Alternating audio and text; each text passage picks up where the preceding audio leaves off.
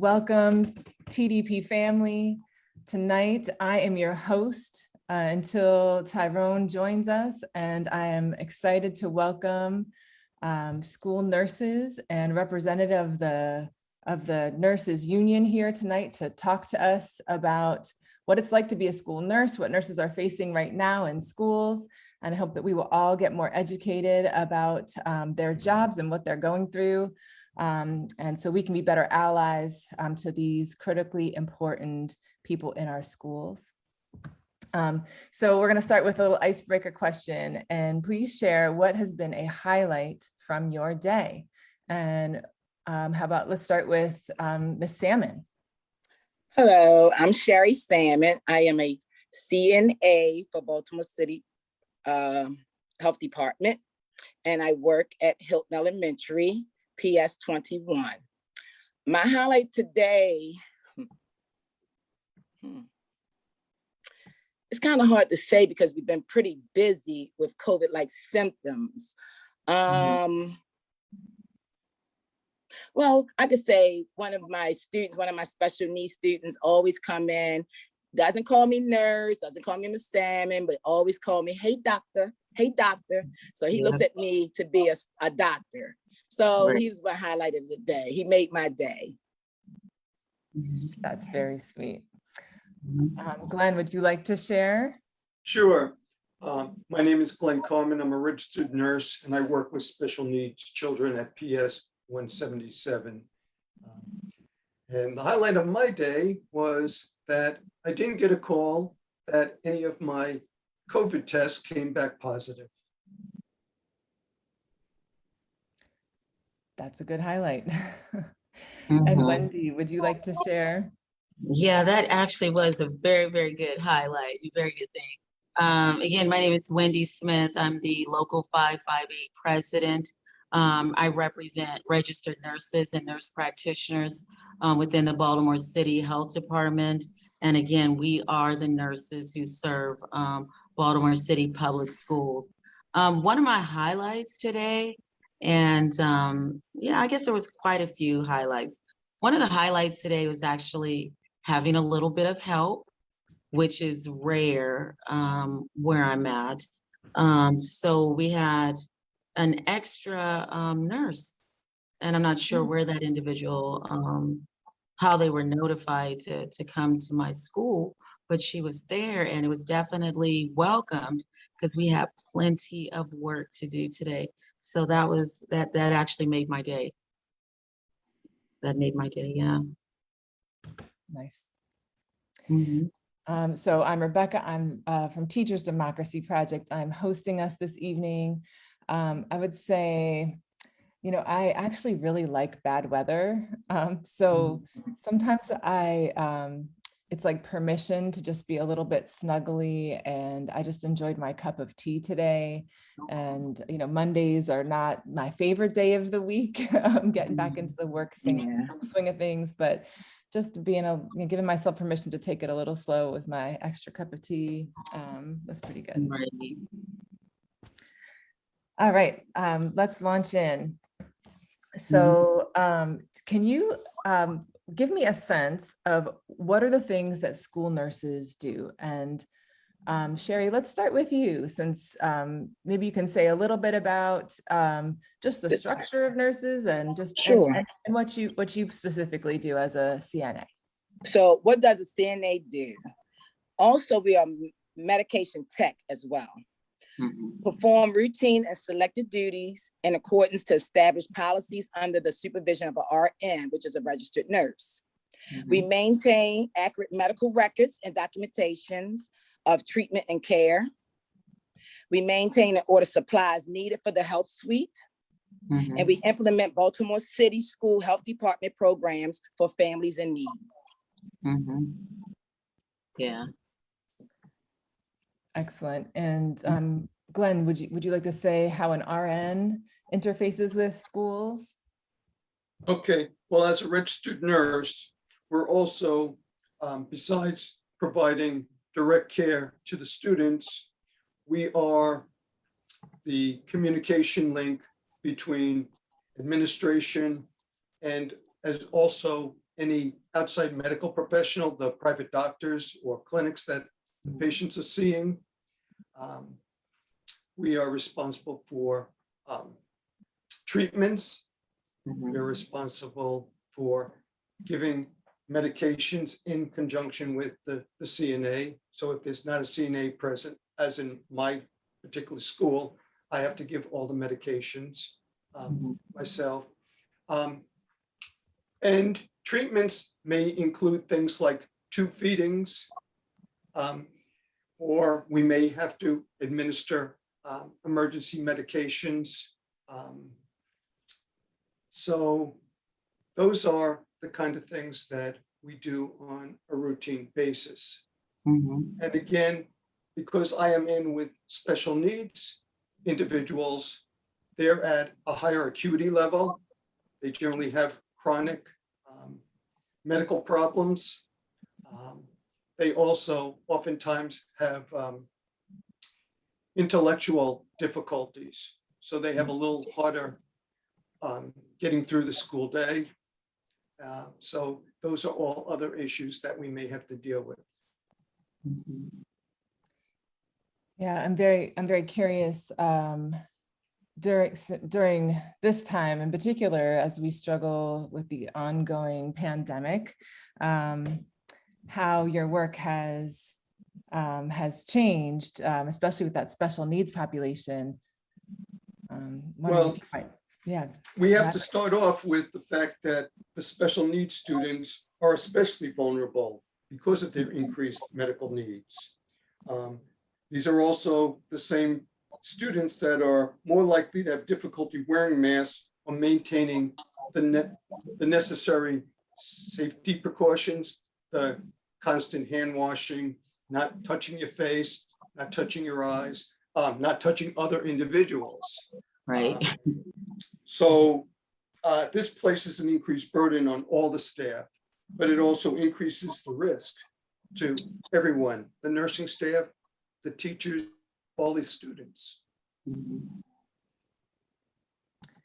Yeah, I would imagine that would be scary in this time. Wendy, can you share a little bit about who you are and just give us a sense of any overview you'd like to share about kind of the importance of nurses in schools and how nursing works? I know that they're not employed by the school system, but employed by the health system, Baltimore City Health Department. Just give us a little overview. Yeah, so that's one of the things that's a little, perplexing, and sometimes it confuses like our parents or just people who wonder exactly how do I get a hold of the healthcare staff, the health suite staff. So generally, and I will tell you across the board, it's normally not done in the way that Baltimore City does it. Normally the school nurses come up underneath teaching. So they come up underneath the schools. But here in Baltimore City Public Schools, there's this unique partnership, if you will, where Baltimore City Health Department hires their nurses and their nursing staff, their health aides, their MOAs, and they contract them out to Baltimore City Public Schools, almost like a third partner. Again, which is unique, and it sometimes is a little challenging when you're trying to navigate the system to try to get something resolved. So that's how the nurses are here. One of the things that I guess just an overall, why we are here is because of our staffing numbers. And I think, we were speaking about that earlier.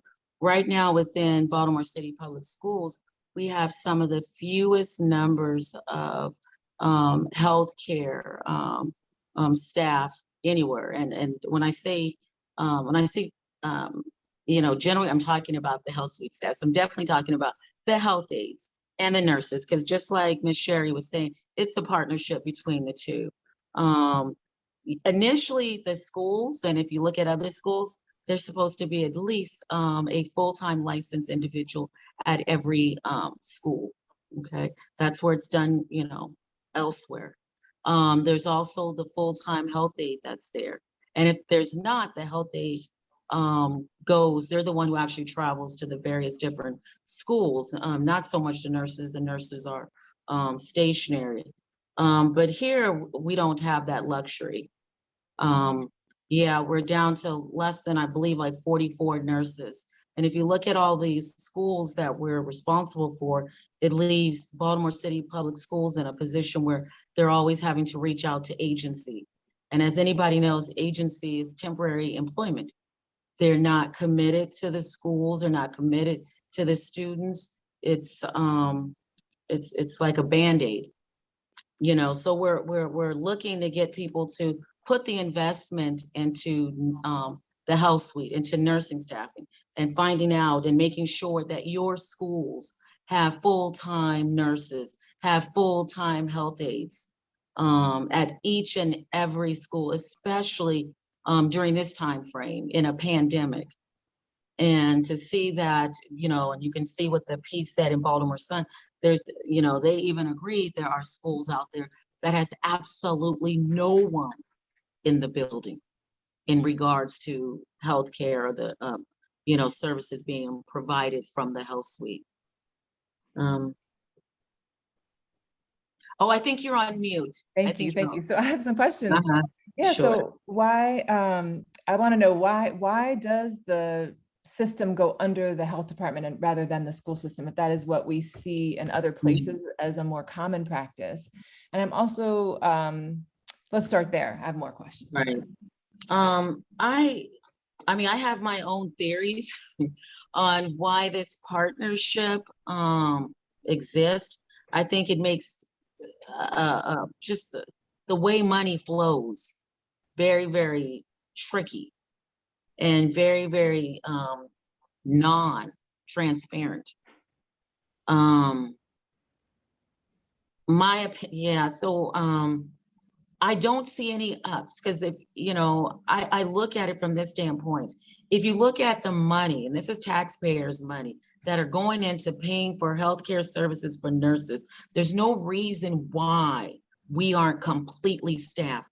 Millions of dollars are sent from Baltimore City Public Schools to Baltimore City Health Department to ensure that there are nurses, that there are health aides in every school. So why don't we see that reflected in our numbers? We see over here that we have 17, 18, 19 million dollars. And then once you get into school, you see 40 nurses. Well, you give me $14 million, I can own an agency and get you 100 nurses a year. So I just don't understand how they're getting away with, you know, not being accounted. This accountability. Why isn't somebody looking at?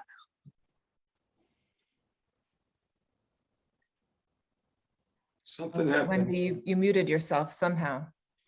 Yeah, I'm sorry. I had a phone call that came through. Oh, okay. Yeah, Yeah. A critical moment too. We were into it. Right. Yeah, no, I'm just saying the accountability, you know, part is important. You know, if this is taxpayer money and it's like you put in 14 million, 17 million, whatever that number is, and it's right there in between that ballpark, maybe a little bit more this year. What are you getting? And it's like throughout the years, nobody has looked at what are you actually getting? And secondly, I also believe that there's a huge chain of management that's being fed off this money. And yeah, if you go to other organizations that do like servicing third-party agencies, they don't have these layers and layers and layers of jobs, you know, that's provided from nursing services. Here you got a director, you got a commissioner, you got tons of supervisors, you got this person, you got somebody over here, you got somebody over there, you got 20 people. Top heavy people. Top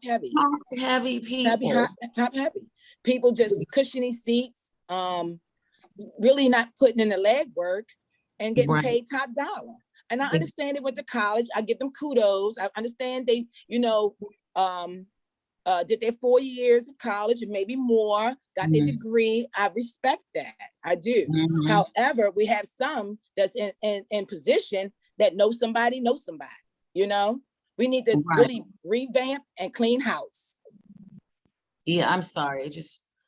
Yes, I'm sorry. I went off camera for just a sec, but I certainly agree that the whole model in which they deliver healthcare within Baltimore City Public School is broken. Yes, It it's makes no sense. ineffective. It's inefficient. It's Yes. waste. It's a lot of waste involved, and there's nobody tracking this. And this is one of the things, and I know Glenn, you can probably comment as well. This is one of the things that we've been kind of just jumping up and down. It's like, why are we the only ones like waving that flag and saying, please look at what you're spending money on? And that's why I said when people refuse to look, it kind of just gives me the there's something else going on behind the scene. Yes. Okay, so there's money that we know comes primarily from the state. It goes to the district. The district then pays that money to the health department. And when then you say that, And then that money is not showing up in schools in the form of adequate health coverage in every school. And yes. so you're raising lots of questions. Like what's happening? Where's the breakdown? So what I hear you saying is that we're not completely sure where the breakdown is, but there is a breakdown and we should get to the bottom of it so that we are getting the services that children and families need. Right, All right. absolutely. Why don't we start with the issue of nurses, okay? Why do we have so few nurses? Well, considering that Baltimore City school nurses are the lowest paid in the state, okay? You're not going to be able to hire people. The other thing is a nurse coming in is not going to want to be told, well, you're going to have to rotate between 3, 4, 5 schools every week. They're going to expect that they're going to be working in one school, okay? Last year, I happened to be working with an LPN. So I was kind of felt to be an expendable person. So I ended up spending 3, 4 days, most weeks, at a school other than the ones I was assigned to. And I had 2 schools that I was bouncing between. There was one period where I went 2 weeks without stepping into one of my schools for even 1 minute. The reason for that is because they can't hire people. And the few people that they do get in are not qualified, either physically, mentally, or emotionally. They've had a lot of people come in who have had problems. I know last year there were nurses, not one in the orientation group made it through the 2 weeks of classroom orientation. Okay, this year they went and they were doing recruiting, and unless I'm mistaken, they were able to hire 1 RN and 1 LPN. This is in spite of the fact that we lost a number of nurses who decided that they were either going to retire early or just find another position where they can make more money and less hassle. So can you first tell us what an LPN is for those of us that might not speak your language yet? Okay. A licensed practical nurse is a nurse who has gone through the basic nursing classes, okay? So they know basic anatomy, they know general treatments, and they do pass medications, although any injectable medications, any more advanced treatments or procedures are generally to be handled by the registered nurse. Right. It's just the level of nursing in their education. It starts off with, of course, like your advanced practitioners, which is your nurse practitioners, your nurse, your NPs. Then you have your registered nurses, and that's what myself and Glenn are registered nurses. Then you have your licensed practical nurses, just a little less school, 2 years less of schooling. And that's where you go. Then you have all your other services, such as your nursing, your CNAs, your certified nursing assistants, again, your medical office assistants. There's, but just within the nursing, you know, those are really the three levels. So I say three NP, RNs, and LPNs. Thank you for that. So I just want to make sure I also understand the big picture here. So we know that one reason that we're not getting enough nurses is because the pay is low, comparatively speaking, in the field. So if you're a nurse and you are looking at the job market, there might be a place that you could go where you could get paid more than being located in a city school, in the city school system. And then the other thing that I heard you say is that we're losing people in the orientation process. Can you say a little bit more about that, when they're getting oriented to schools, people are deciding that this is not for them? Is that what's happening? Or they're just realizing that they're going to be spread between several schools and it's... So let me just kind of speak on that. I'm sorry, Glenn, I know that you brought that up. One of the things that we see is that we're not only we're not competitive with our wages, we're not competitive with our work assignments and our duties that we require nurses to do. So, and this is a prime example because I had one of my friends that actually interviewed here. So she interviewed for a Baltimore City school position nurse, and then she also interviewed for Baltimore County. So when she came to Baltimore City, she looked at the wages, okay, maybe something she can work with. But then when she was told, you're gonna have 3 to 4 schools,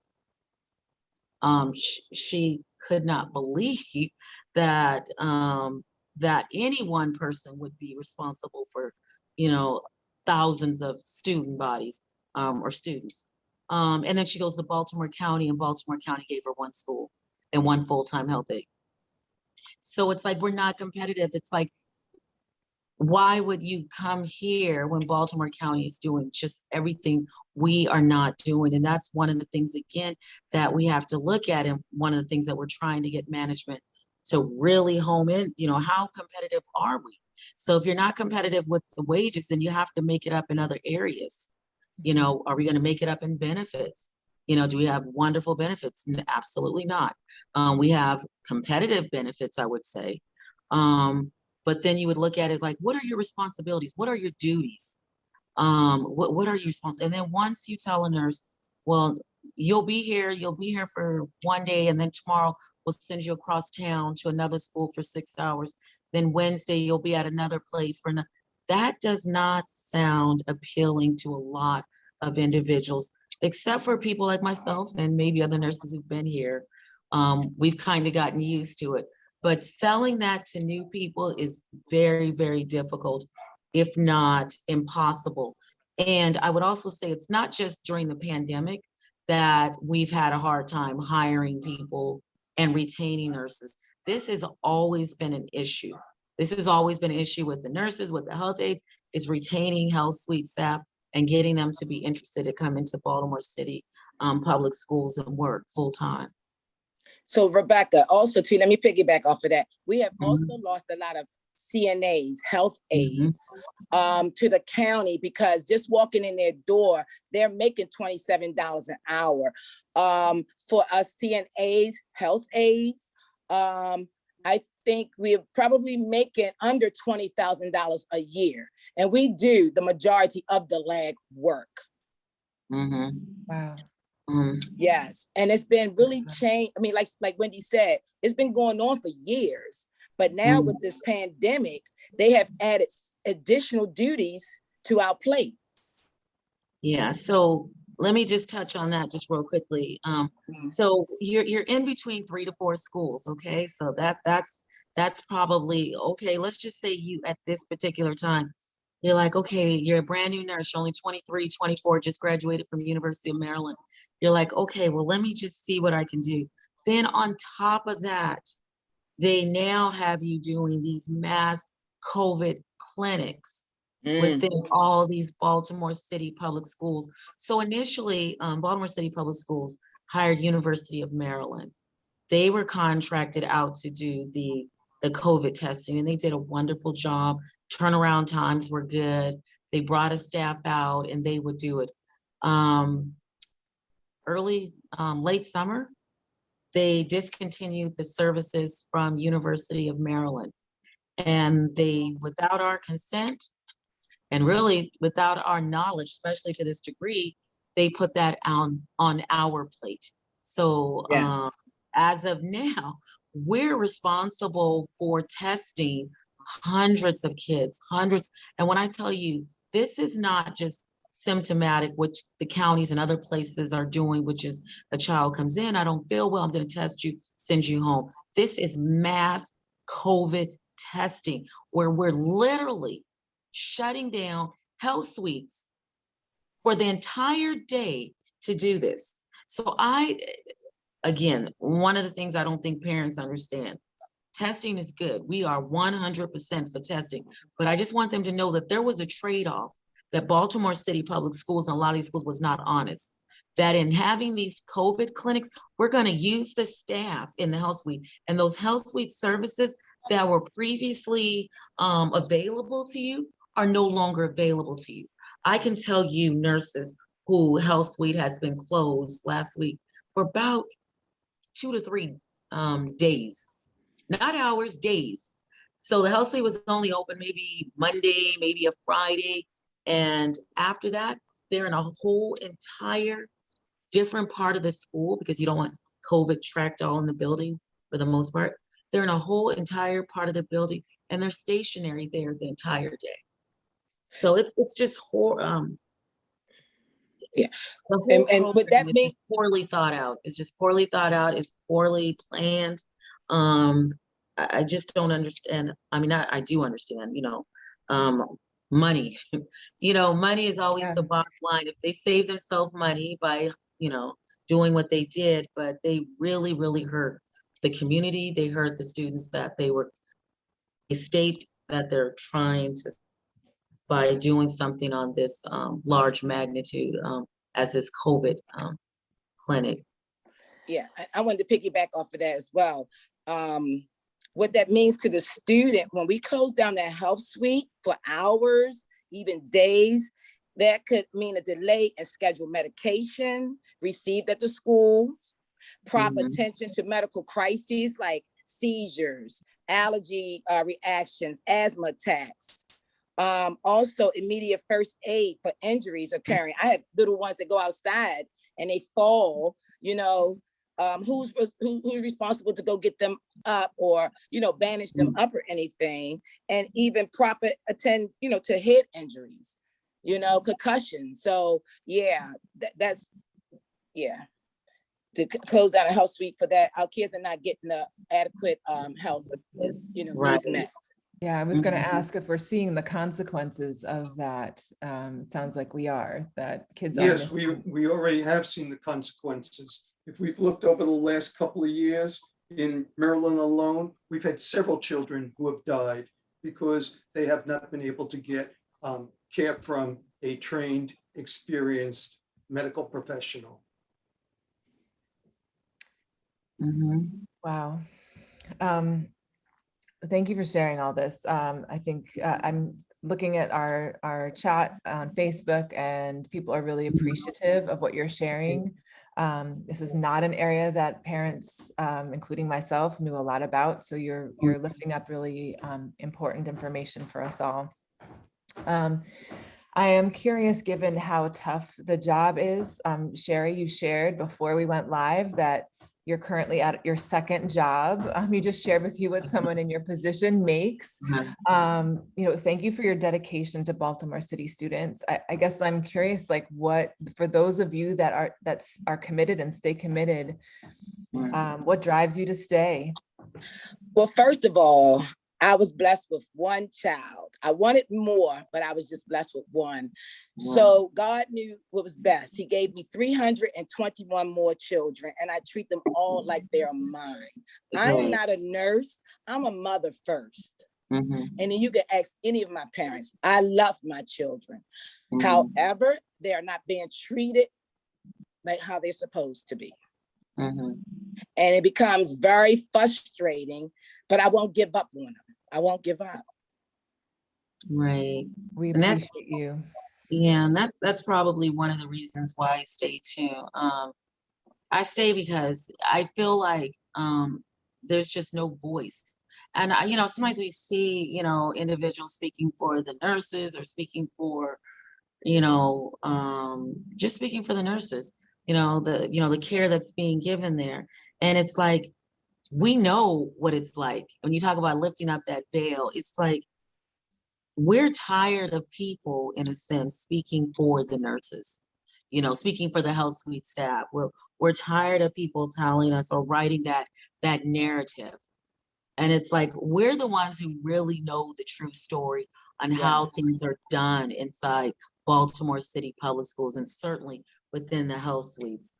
And that's one of the reasons why I stay here, is because it's like, I can't leave at this point until, my story and their story is told, until things are better, and they're not better. So, and I know this might sound terrible, but it almost is like a hostage situation. Like, I can't go until I know that these changes are going to be made.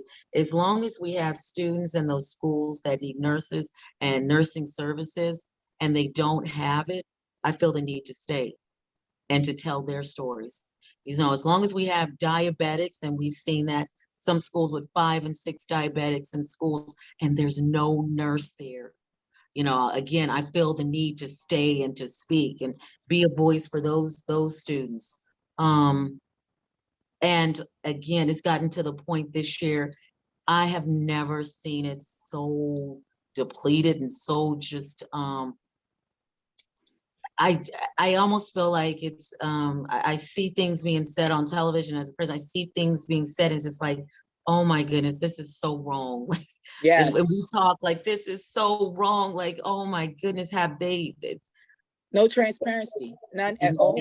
Transparent on how they do things. Yeah. Mhm. So I wonder if we could dig in a little bit to the kinds of health issues that, so we know that your job has been taken over by COVID testing and COVID related concerns. I'm curious if you mentioned diabetes. What are the kinds of issues that are prominent in a city school? Like, what are the kinds of things that you tackle? You mentioned skinned knees, concussions. Are there big trends that you see in the kinds of issues that kids are facing? What I'm seeing a lot, I don't know if you guys are seeing the same thing as well. I'm seeing epilepsy. A lot of children are being diagnosed with seizures. So I don't know, what that means in the larger realm, but I know I've certainly started to see a lot of students coming in with diagnosis of seizures. And again, they're those students that need full-time nurses, because they have medication that needs to be given within a couple of minutes of them presenting with seizure activities. I'm also seeing, just with Baltimore City Public Schools and with a lot of us and everybody, obesity is huge. Obesity and the issues surrounding obesity. So you're seeing children that are younger with hypertension, coronary artery disease. Just, you wouldn't see it in you wouldn't think to see it in a younger population. You would think that you would start seeing some of these adult diseases a little bit older, but the sedentary lifestyle that a lot of children have now, coupled with the food deserts and the poor eating, we're seeing a lot of children who are starting to present with adult diseases. Yes, I noticed that as well. Sorry, I think you both were talking at once. Glenn, did you want to say, or Sherrie, go ahead.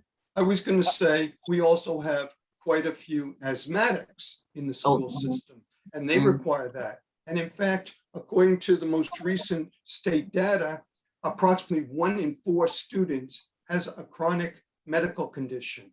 So that means roughly 25% of our students require extensive nursing care. And yet you're saying that you don't have a full-time nurse in every school. And then you're also stating that in some of the schools, you have nobody at all that never comes there.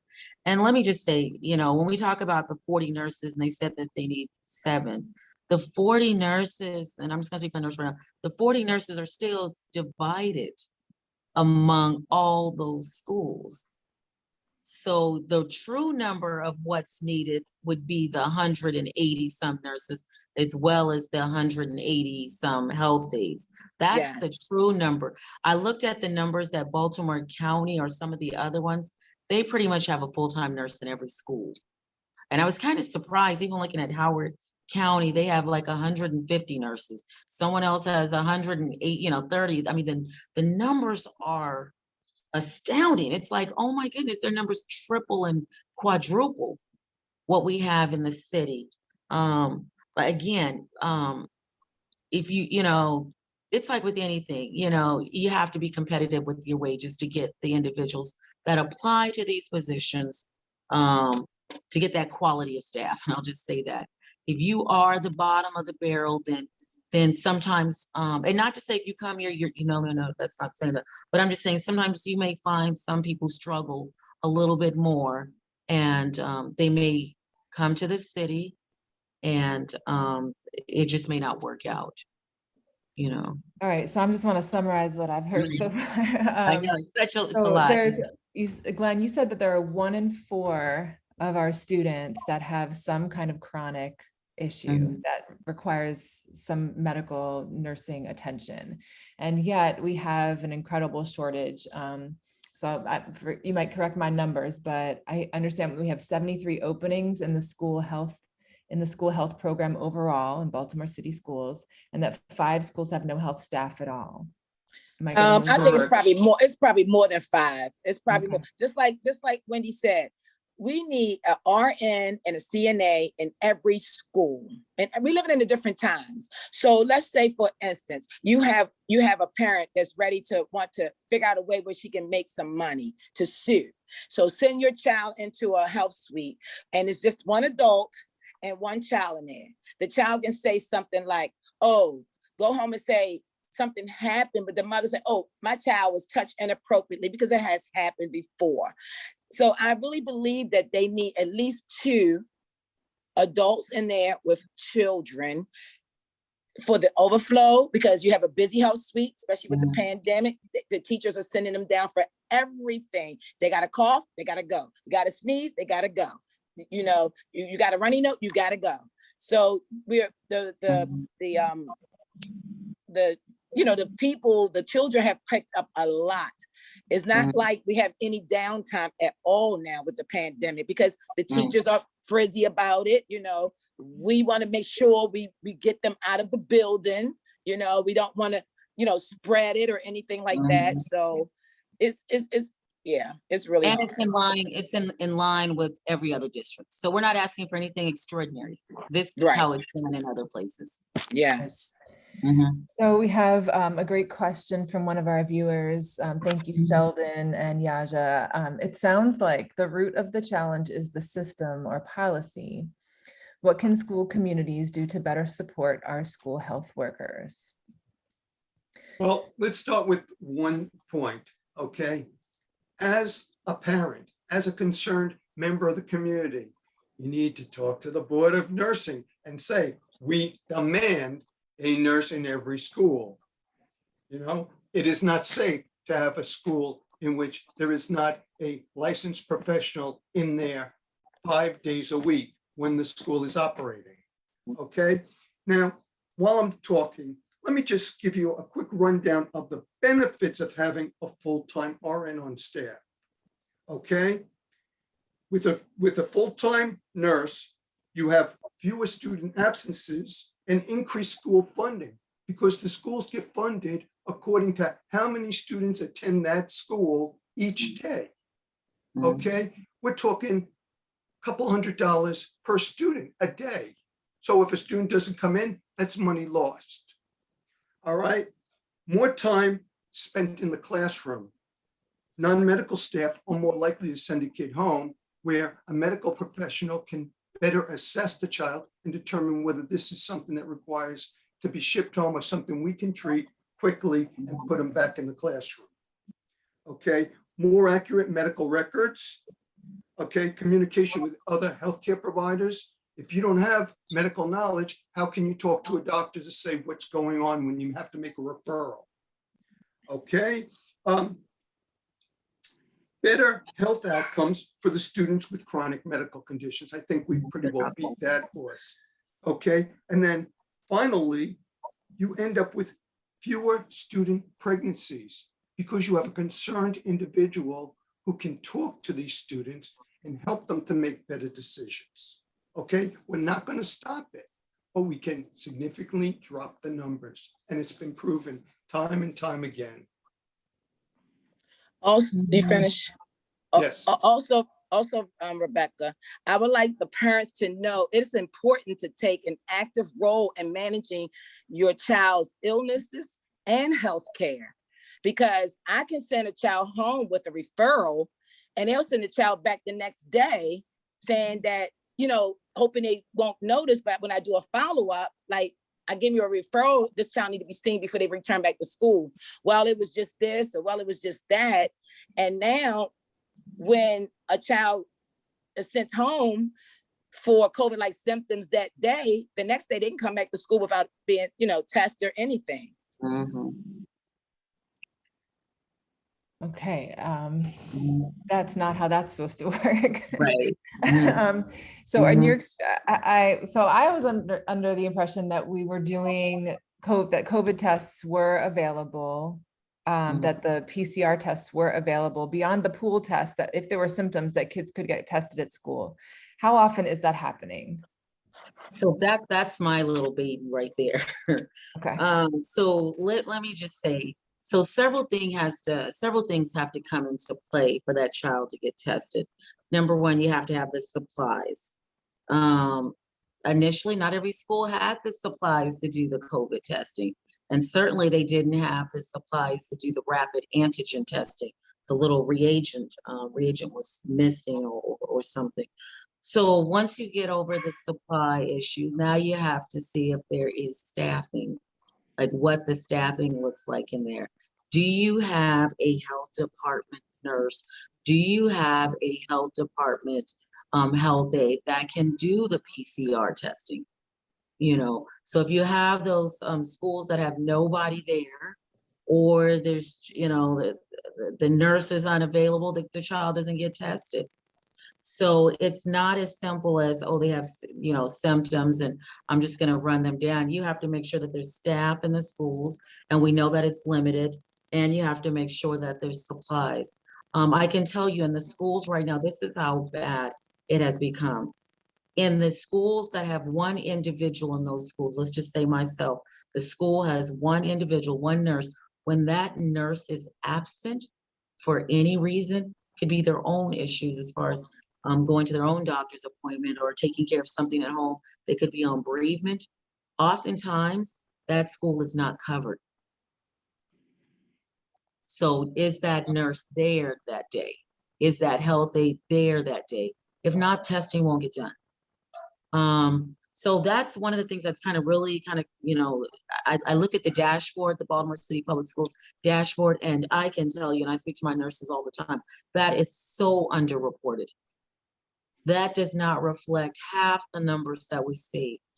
But they have all types of little disclaimers. I've seen them. This does not account for the asymptomatic number. So there could be somebody in your school that has COVID. It won't be reflected in the numbers if they believe that person doesn't have any symptoms.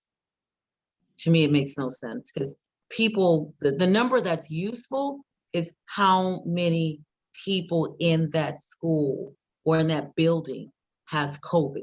That's the number you want to know, because you want to know what your risk is, not how many have COVID that are showing symptoms and showing symptoms at the time that you made the call.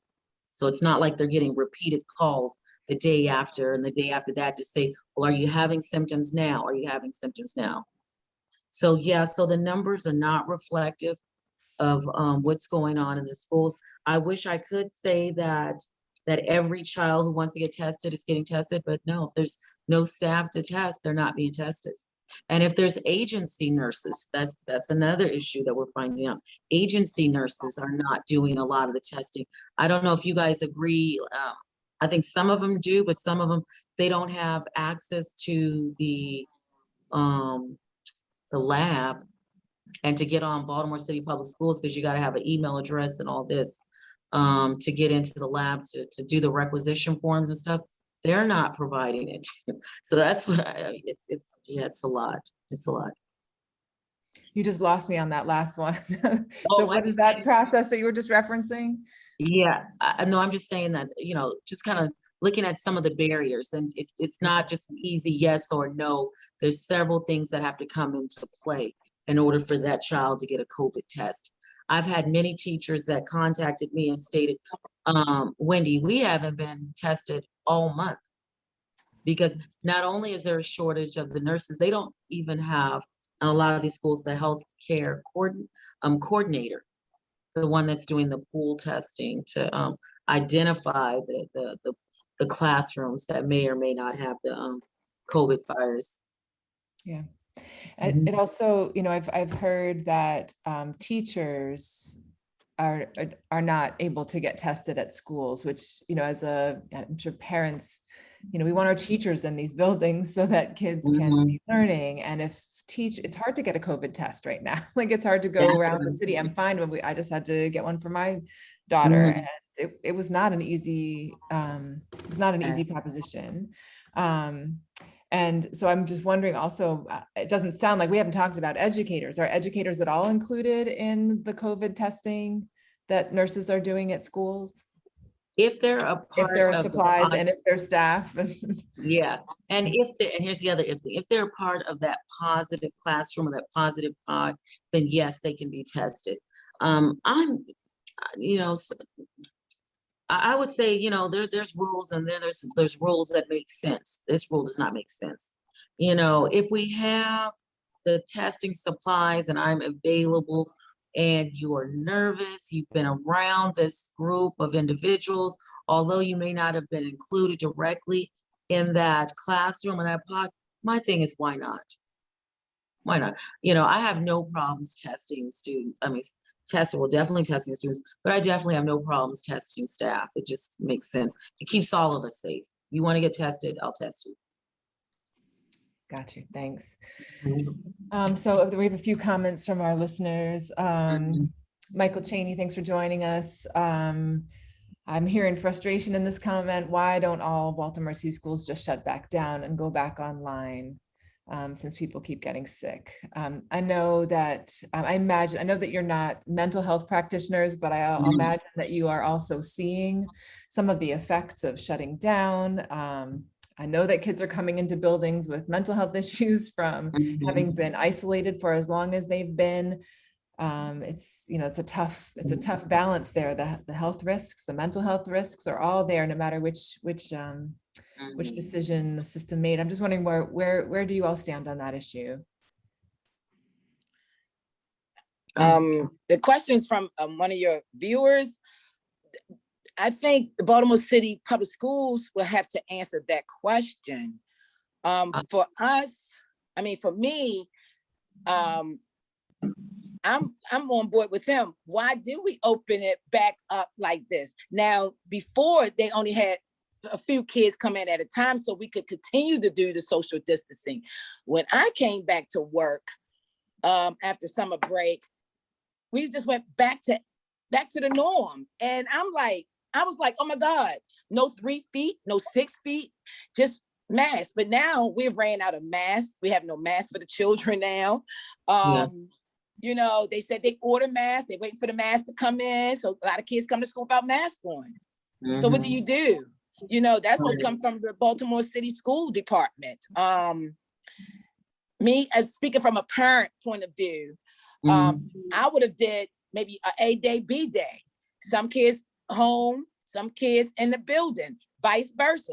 Some kids back home, some kids, I think it was called, virtual, but hybrid, where you have so many at home, so many in the building. Then you switch around, B day, so many in the building, so many home. I really can't answer that question because I don't work for the Baltimore City Public Schools, but they're the ones that open up. Governor Hogan was adamant about getting them back to class, getting them back to school, no means about, I really can't answer that question. I wish I could, but I do have a suggestion to go back to hybrid, have so many in the building, so many, at home. I mean, Right. I don't know if have that's it. a good suggestion or not, but Mhm, to have them all piled up in the classroom the way it is, mhm. And see, that's my thing. I can answer that question, at least for my opinion, just speaking to my nurses. And I can tell you most nurses are in favor of going back to online learning because we do not believe that these schools have opened up safely. So we went, like you said, we went from 6 feet to 3 feet to no feet to just jam them, as many people in one building. Baltimore City schools do not have adequate ventilation, and we're seeing it in our numbers. The playing the games with, I sometimes I look at the dashboard and I'll see 0 and I know absolutely it's not 0, or I see 1, and then or I see some schools that have multiple, numbers, double digits, 27, 30, 35. And it's like, well, what are we doing with those schools? And it's like nothing. They're still keeping those schools open just for, I don't know, just for them to check a box off and say our school is open, but is it safe? The building is open, but is it safe? And these numbers suggest that that building is not safe. We're also not seeing the deep cleaning. So you have the poor ventilation, the no distancing. It's no just a mask. recipe. Yeah, the little to no mask. To me, it's just a recipe for some of the things that we're seeing, and we've seen some terrible outcomes. I mean, we've seen children already that's been hospitalized. We've seen that suggested that the child went home, gave it to the father, and the father's no longer here. I just think if we keep going down this trajectory, that we're just going to see more of this. We're going to absolutely see more of this. I think we come, everyone go home, regroup, and roll out this program again. And this time when you roll out, you make sure that there is healthcare providers in every school. There's no reason why we have buildings with nobody in them during a pandemic. So how were those buildings allowed to open up and be considered safe? So, there's just a lot of things that we have to look at. Look at the whole how we quarantine students and how we test students. And what I'm seeing is this endless, on the opposite end, I'm also seeing the schools that are testing, you're having this nonstop testing and quarantining.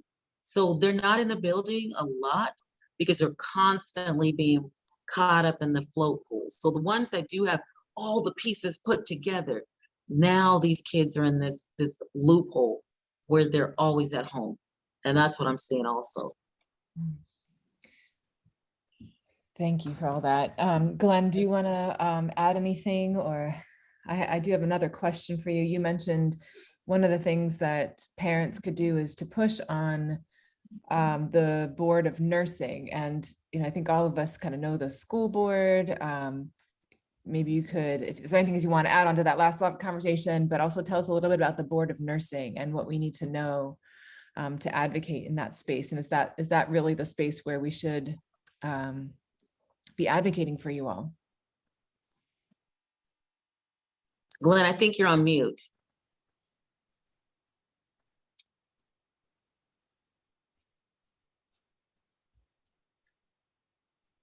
You're off mute, but I can, I would say that just until he gets back on and comment.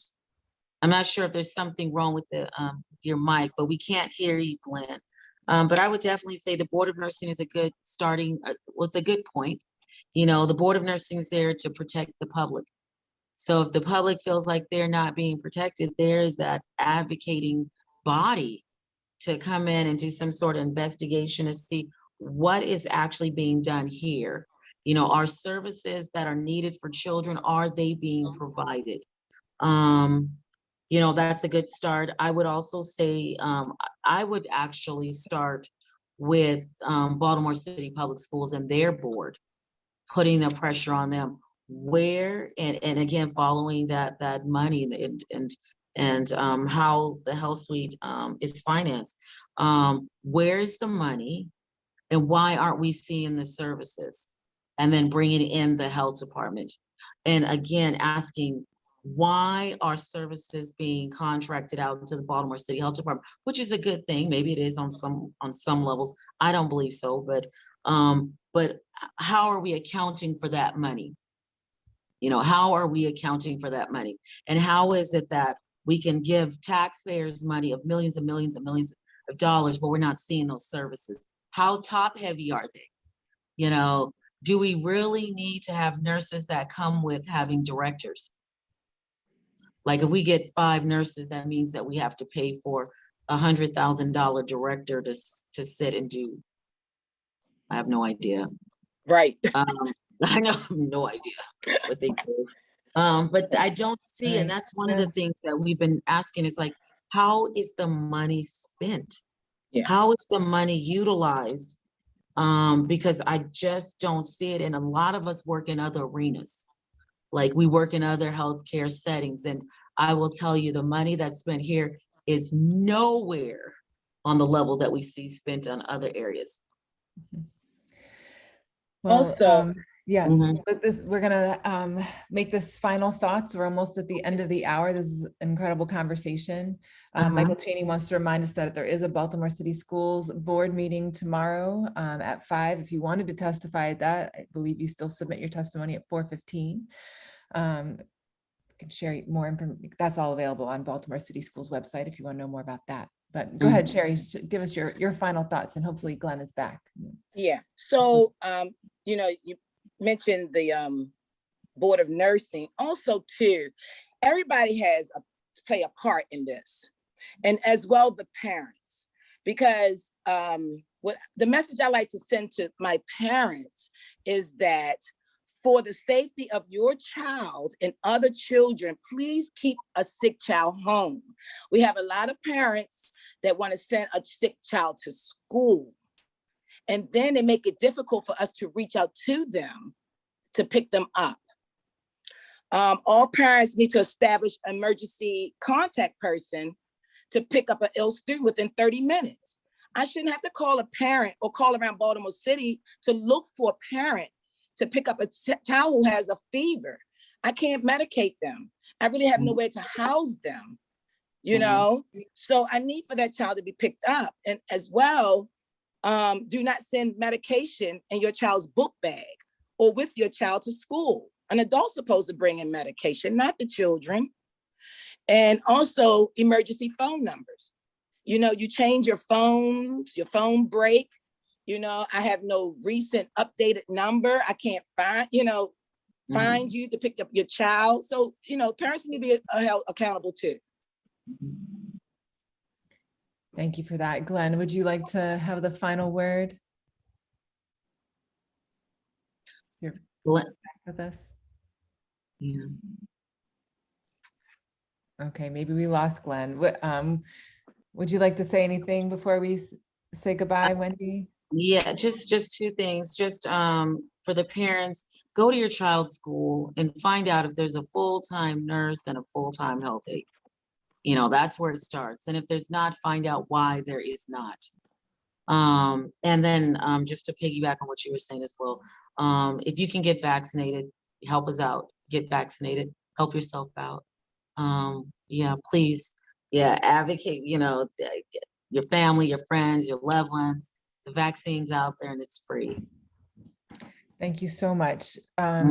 Really, all of you have provided so much great information tonight. I'm so appreciative, and I know that our listeners appreciate you and all the work that you do in schools and your commitment despite all the challenges that you've faced. So just thank you again for sharing and for doing all that you're doing. You're welcome. Wish you well, and we'll do what we can from where we sit to support you. Thank you. All right. Thank you so much. Thanks for having us. Thank Good night, you. all. Take care. Good night.